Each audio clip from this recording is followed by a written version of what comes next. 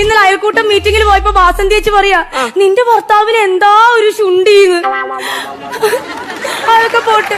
പിന്നെ ആ പാൽക്കാരി ലത ചേച്ചി വന്നപ്പോ പറയാ നിന്റെ ഭർത്താവൊക്കെ ശരി എന്നെ കാണാനൊക്കെ കൊള്ളാം, പക്ഷെ അങ്ങേരെ ശുണ്ടി എന്താന്ന്.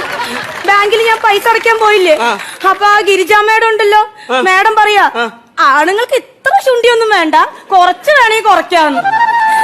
ഞാൻ എന്ത് പറയാനാണ്.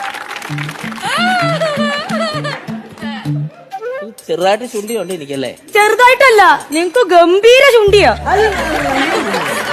അല്ല മറ്റേ ബാങ്കിലെ മാനേജർ എനിക്ക് ചുണ്ടി കണ്ടിട്ടില്ല. പിന്നെ എങ്ങനെയാ? ഞാൻ അവിടെ ഇല്ല, എനിക്കറിയില്ല കേട്ടോ, അതൊക്കെ പാരമ്പര്യമായിട്ട് കിട്ടണേ. പാരമ്പര്യല്ല, എന്റെ അച്ഛൻ അങ്ങനെയൊന്നും ഇല്ല.